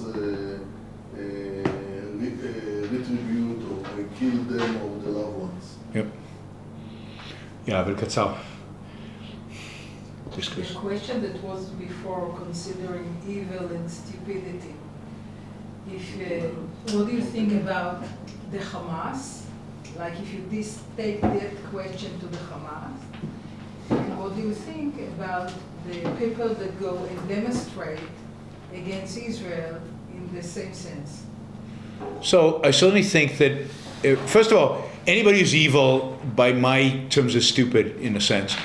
Again, it doesn't tell you about the horsepower they have, it doesn't tell you about the capabilities, but about how they use it. Hamas is certainly evil, there's no question about that.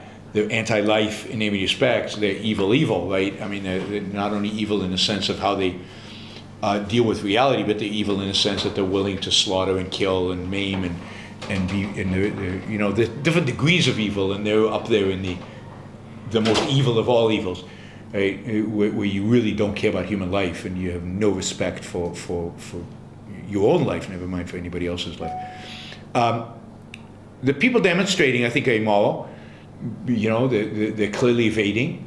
Some of them, I'd say the people who are very young, you could say that for a lot of them are ignorant and have fallen under the influence of a pretty immoral, bad professors and people. I generally have more tolerance or more leeway. I give more leeway to young people because they don't have the experience and they don't have the knowledge and they haven't had the time to study. And people get very excited when they're young and they do stupid things. So, but if you're over 30 and you're pro-Hamas, then you're an evil SOB. I mean, there's no question about it. Under 30, I'm willing to give you a little bit of leeway up to a point. Yeah. Discount. What's that? A little discount, yes. I think generally. They're professors. I'll say this. They're professors of the real evil people. Right? The people teaching them. Because it's not just about Jews or Israel. It's about these fundamental ideas that are destructive to human life. Destructive to human life in every dimension. All right, let's see. Harper Campbell. What percentage of Liberation Day tariffs did the court throw out? 80%, 25%. Is the Supreme Court likely to rule on Trump's tariffs unconstitutional? Is Trump likely not to impose any new ones? I think they threw out all the Liberation Day tariffs. What they didn't throw out are the other tariffs, like steel tariffs, auto tariffs, tariffs that he's put on for national security reasons, which are completely bogus, but he's used that as an excuse. Those tariffs the courts did not touch. Trump is likely to continue to impose tariffs using other laws. So what the court ruled is that he cannot use this particular law, and I can't remember right now what the name of the law is. I'll have it ready when I do a show on this. That particular law he can't use to impose tariff because the law doesn't mention tariffs. It doesn't give the president that power, and therefore that power is still with Congress. But he still has the authorities that Congress has given him for other types of tariffs, for example, national security ones, which he's used broadly. And I don't know of any lawsuits relating to those tariffs. So I think the Liberation Day tariffs will go away if the courts rule against it, and then he'll just intensify use of other laws to impose tariffs.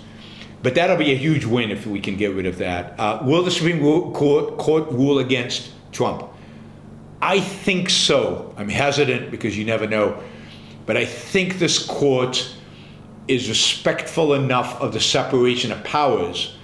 The separation of powers is quite important for this court, that they will say this is an abuse of the executive power, and they will rule his tariffs as unconstitutional based on separation of powers argument. It's the best we can hope for, I think. Piers Morgan said, this is from Drin, it is indisputable now that Israel kills thousands of innocent Palestinian children. Will Hamas be destroyed? Will it come back? So it is indisputable that Israel kills thousands of innocent Palestinian children. A lot of Palestinian children, innocent, are dying. And the message should not be, oh no, that's not happening. The message should be, every Palestinian child who dies is Hamas's fault. Hamas could end this tomorrow by surrendering or by releasing the hostages. So innocent children are dying, and they will continue to die as long as Hamas continues on its path. And denying it makes Israel look worse, and it is not an effective defense because it's evading reality. The reality is children are dying. Let's recognize that and then place the moral blame where it belongs, on Hamas. Will Hamas be destroyed? I don't know. It's closer to being destroyed now than ever in its history. Will they put the final nail in the coffin in such a way that it won't rise up again? I don't know. Islamism is very entrenched in the Muslim world right now. Even though it's taking a beating here in Iran is weak, we'll see what happens with Syria and whether Syria goes a more secular route or more Islamist route. Right now it's run by Islamists, but we'll see. And we'll see what ultimately happens in Saudi Arabia. But as long as Islamism is around and strong, some other version of Hamas will arise. But Islamism has taken a big blow recently. So as Boaz has articulated, we'll see whether Israel and whether the West has a stomach for more of it. It's still strong enough to be a threat to Europe, and I think still strong enough to be a threat in the Middle East. Liam, is it easier to split an atom than to fight man's irrationality? It's much easier to split an atom. Not that I know how to do that, but I know how to fight man's irrationality, but it's hard. James, is taco, Trump always chickens out, a good investment strategy? That's what Wall Street seems to think. Yeah, probably. I mean, I think it's an investment strategy Trump has been using. I think he buys on the dips because he knows he's going to change his mind. And then he makes money when the market goes up. So I wouldn't be surprised if the people around Trump are using that strategy. Is it always a good investment strategy? No, because if it was that good, then smart investors would be going in and pricing it out of existence. Markets would stop reacting to Trump. All right, this is going to be quick because I have to go. Is there pockets of capitalism? Pretty much everywhere. Even parts of Vietnam have beautiful skyscrapers on the beach, and Vietnam is ranked very low on economic freedom index. Well, what do you mean by pockets of capitalism? There's pockets of entrepreneurship, the pockets of economic freedom everywhere, even in Vietnam. But I wouldn't call it capitalism, right? Capitalism is protection of individual rights. That does not exist in Vietnam. It doesn't exist in China, really, because it can be taken away at any time, which means it's not a right. It's just kind of a pseudo right. So pockets of economic freedom, elements of economic freedom exist everywhere, almost everywhere, not everywhere. I mean, even the marketplace, in the most barbaric place, is a pocket of free markets. The marketplace is not being regulated. The price of tomatoes is not being regulated. But you don't get much out of that. You need a lot more than that in order to get. Now, it's also the case that statism can produce skyscrapers, shockingly enough. And if you look at Dubai, if you look at Qatar, that's statist skyscrapers. Those are not free market skyscrapers. Even though they have relatively free markets in those places, that's not what generated the wealth. What generated the wealth is the oil they happen to have in the ground. And there's so much of it, and we consume so much of it, that they can stay rich for a long time until the oil dries up, and then they'll either embrace something better in terms of free markets, a better philosophy and ideology, or all those skyscrapers will collapse. Okay, quickly, Jonathan. Well, that's funny. You're not it's a common confusion between the names, and they're not even I don't know why. They're not even close, It happened to me more than 15 times in my life.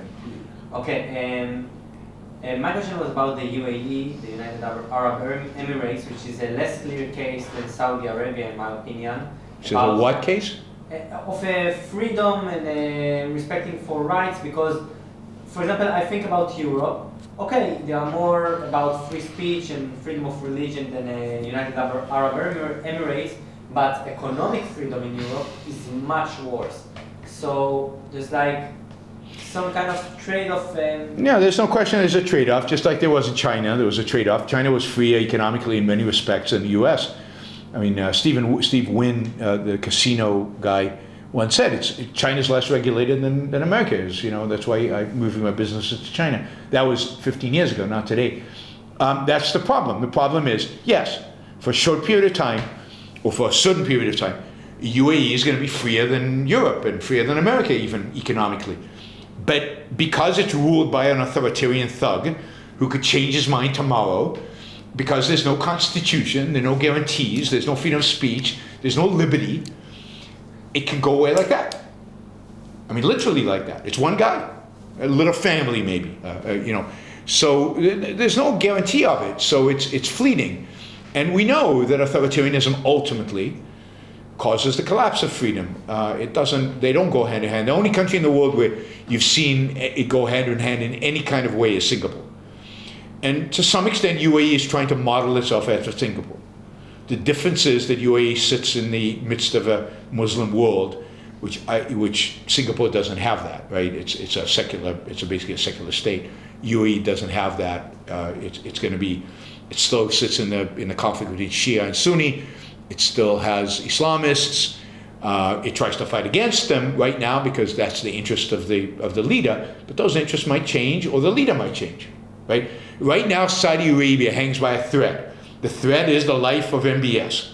Like if MBS is assassinated tomorrow, how will Saudi Arabia continue on its path of liberalization? Probably not. I mean, he had to arrest parts of his own family in order to keep things in control, right? And he's not a good guy, right? He's the guy who had that journalist chopped up in a Turkish embassy. And so he's a bad guy to begin with. So can a bad guy actually move a country towards greater freedom? I mean, Deng Xiaoping did it in China, right? But he never let go enough for it to truly be free. And I think that will happen in UAE. It'll happen in Saudi Arabia. That they will revert back. And how is it different from what will happen in Europe, in France, in Germany, in Western Europe? Well, first of all, the difference is you can fight back in France and Germany and in the rest of the world. You can fight back in the sense that you can start your own political party. You have a voice. You can write. You can speak, and you can't do that in UAE and Saudi Arabia. Once they go, they go. You can't do that in China. Once China goes, it goes, and it's heading in the wrong direction, and it's going to get worse, not better. So that's one difference. The other is that Europe has a certain cultural anchor to good ideas. They might abandon it, but it has a certain anchor to the Enlightenment. So tradition could save them, right? Sadly, it had to be that, right? The tradition in the Arab world is the exact opposite, right? So there's a sense in which they still remember the Enlightenment. The French still remember Voltaire. They might not understand what he is and what he's about, but he's in their language. What does the UAE have, right? Now, if the UAE were reading Voltaire, then they'd say, oh, that's interesting. If they were reading John Locke, if they were embracing these ideas, so it's not just superficial, then I'd say, yes, it's like a new America. Our Ayn Rand translation to Arabic project. Ayn Rand translation to Arabic project is crucial in that sense, yes. Because it is virgin territory. They don't have an ideology. They have Islam, and they've kind of maybe turning their backs on it. They look at the West, they don't want that. So maybe it's for talk about. I doubt it, but it's worth a shot because what do we got? We've got very little to lose and a lot to gain, and because there's no other part of the world that's going our way, so might as well try a new one. All right, Supkaski, do you see leftists now declare America's Jews to be white adjacent and as such privileged, whitewashing the downplaying oppression of Jews? Yeah, I mean, this is completely consistent with the whole intersectionality, identity politics thing. They've been doing it now for the last 10 years. It's only going to get worse at the far extreme left. The sad thing is the right's joining them. All right, James says, notice all the women in Trump's cabinet look like something dolls wearing those ridiculous giant crosses. Objection. To calling dolls? To calling what? He's saying they all look like religious nuts. Yeah, but they wear a cross. They wear these big crosses. Symbols.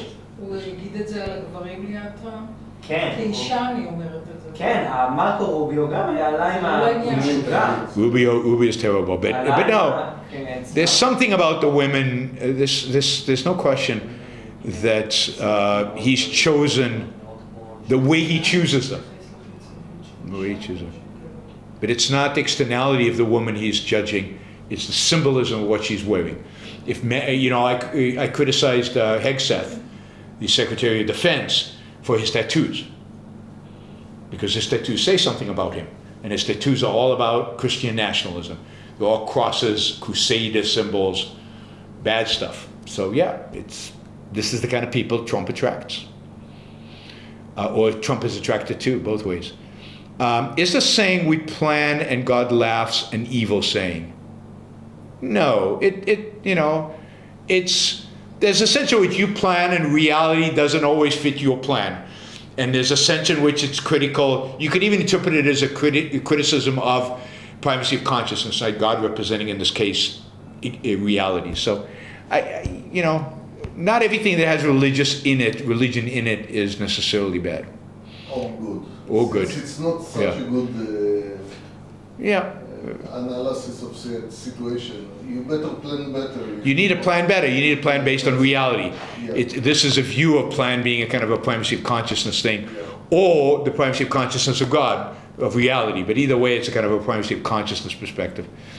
Not Your Average Algorithm says, how did Ayn Rand learn English? Her command of the language is extremely impressive for a non-native speaker, or is this part of the course of being a super genius? I think it's part of the course for being somebody who's really highly motivated and really serious. Lots of people have studied English and become really good at English as a second language. People can study second languages and become really, really good at them, particularly by practicing and writing. And she was a super genius, add to that. But she immersed herself in the language. She read in English, she spoke to people in English, she worked in English, and she wrote. So she worked extraordinarily hard to achieve it. Not Your Average Algorithm. Are logic and purpose a man's inner constitution? I don't understand the question.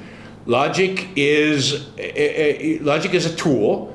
It's our primary tool, epistemological tool for discovering truth. Purpose is a value. It is the thing, we strive to achieve. We want to have purpose in everything we do in life. So I don't know what inner constitution even means. Remo, you should have Yonatan on to discuss art, beauty, clothing. No way. God. The day I invite anybody to discuss the virtue of three-piece suits is the day you might as well put a bullet in me. No, I have a very different philosophy of dress than Yonatan does. And you guys might disagree with mine, which is fine. But the day you see me in a three-piece suit, oh God, something terrible has happened. It will be after the bullet, Maybe after the bullet. No, even then, my wife is not allowed to put me in a three-piece suit. What's your philosophy of dress? Comfort first. And three-piece suits are never comfortable. Functionality and comfort. There you go. Functionality and comfort. And beauty is an aspect, but it's not a primary for me. It's a primary for the people I look at, women, but not for me. I'm a sexist now, so I have to be careful. For me, it's not. Other people like to dress beautifully. I have nothing against that. But you agree with Yonatan that this is beautiful? You just think it's uncomfortable? No. Okay, so that's another thing. It's more fundamental. No, I mean there's something about a suit that's very symmetrical, and it gives it dignity. But I think a lot of that dignity comes from a cultural acceptance. A tie is a form of strangulation, I find it uncomfortable. When I look at somebody else, my first response is they must be really uncomfortable, and so that takes away from any aesthetic elements because, again, its functionality is the primary. So you got to find a way to be beautiful and functional and comfortable, and what that is, I leave to fashion designers. But I can't. I mean, I'll wear a tie on certain occasions, but it's rare. But I try never to. I used to wear a tie because it projected a certain dignity, it projected a certain image. But somebody taught me that once you have white hair, you don't have to do that anymore. And I think that's true. Try to think about it like once you've authored a book and you have white hair, you don't have to do it anymore. It's good to think about it like how a rock look on a building and decide. Yeah, I don't think you would. It should look like. Anyway, I'm not a fan of clothing. But I was on Yonatan's show to discuss art, so you can check out our discussion on art. Let's see. Did you finish watching 1883? I was heartbroken at the end, cried like a baby. It was a beautiful show. Yes, I did finish 1818. I think it's an extraordinary show. I think it's beautifully done, and it's one of those shows. It's one of the rare modern shows that actually has heroes, and the heroes are good heroes. They're good guys. But it's significantly flawed. It has a real, a sense of life problem with it, which I will talk about when I talk about it. I want to talk more about 1883 because it's indicative of certain aspects of our culture. I encourage everybody to watch it. It is heartbreaking at the end. It's a really, really, really, sad thing at the end. But it's really beautifully done and really heroic characters, which is rare. But it's got real problems, which I'll talk about when I talk about the show. You were speaking about the trying to go fast. Have you read Ender's Game? And yes. I don't hear too many objectivists talk about it, but I'm reading it now and I think it's such a great. Have you read it completely? Because there's a huge twist at the end. No, I still haven't finished it. So finish it like first. 4 books. So you have to finish it. But the 4 books? I don't think I read all 4. It's like 5. I think I only read the first one. Yeah, I liked Ender's Game, but I can't remember enough of it to tell you why I liked it. I liked it. All I remember is I liked it. Okay, Roland says, just started season 3 of Fauda. Pretty exciting. Season 3 is pretty good. Season 4, so you don't like Fauda. This was, it's old season, Soup but casket. good for you. Don't worry, I'll give you your Nobel Prize, Yaron. Who are you? You're not going to give me any Nobel Prize. I'm never going to win a Nobel Prize. Ann M says, it's noble that you want to relieve the stress of siblings taking care of parents, but how do you square that with seeing family as the first tribe? I don't necessarily see family as the first tribe. Family can be a first tribe, and for many people is the first tribe, and people treat family as a tribe. But what happens if you actually like your parents, love your parents? What happens if you respect the way they raised you, and you're thankful for the fact that they raised you the way that you did? They gave you a lot while you were growing up. Why wouldn't you want to, pay them back as you do in a love relationship by taking care of them, or by showing them respect, or showing them, affection. So, it's not automatic. I don't think you should automatically love your parents. I don't think you should automatically care for your siblings or care for your family. But I don't think the opposite is. An individualist is not something that says, tell a family, I never want to see, you do it like everything else in life. What do they deserve? Do my parents deserve, a decent treatment? And do they, given the way they've treated me throughout my life, do they deserve me showing up when they need me? The answer is yes. But that doesn't mean it's tribal. It just means that I've made an evaluation. If they didn't deserve it, I wouldn't come. So you judge your parents just like you judge every other person in the world. The difference is that with your parents, the scale of time on which you judge them is longer. You take into account the fact that they brought you into the world. Hopefully that's a good thing, or you think it's a good thing. And you take into account how they treated you as you were growing up.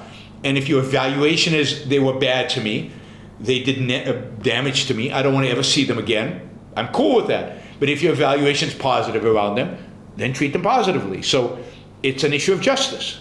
It's just like treating everybody else.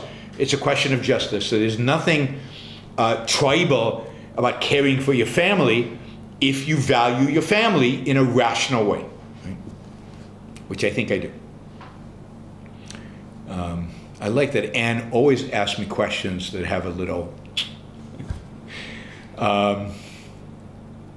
Aten, is mass immigration or rise of fascist groups in Europe a bigger danger to freedom? I think the immigration issue is being abused by the far right. Look, they're both big issues, and I think one creates the other. It's like, what's bigger issue in America, the extreme left, extreme right? Well, they make each other possible. I don't think either one would be possible without the other. They're each responses to each other, and I think in Europe, certainly, the far right is a response to the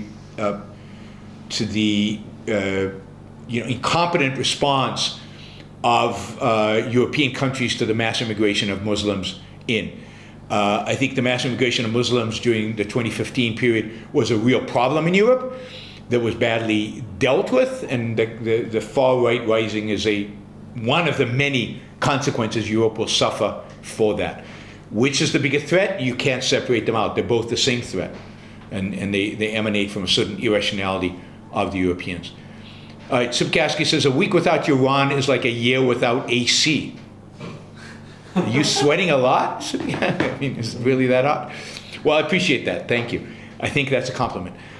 Neo, can Israel take the land they gave up from the past war from Egypt since Hamas was using tunnels from there? No, I don't think so. It's really not worth it. I think Israel is at a strategic kind of stalemate with Egypt. Egypt doesn't have the ability, or I think the will, to attack Israel. It's not that they love Israel that much. It's just that they have there's no advantage for them for doing anything. Israel has to be aware of it. But I definitely think that at the first sign of real aggression for the Egyptians, Israel should do a 6-day war on them. But I don't think that's coming because partially because Egypt today has U.S. weapon systems. At least I don't think any foreseeable U.S. administration would, in a sense, allow the Egyptians to use those weapons against Israel. I hope I'm right. It would be very bad if we had an administration. The same thing with Jordan. Jordan today is completely dependent on the United States. It's why it keeps its relationship with Israel. By the way, the reason Egypt and Jordan signed a peace deal with Israel, to a large extent, and keep it, to a large extent has less to do with Israel and more to do with the U.S.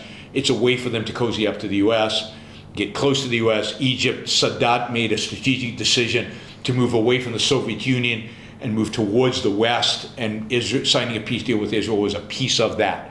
And I think while the Mubarak who followed him was less enamored with Israel, he still wanted the relationship with the United States and therefore had to keep that deal.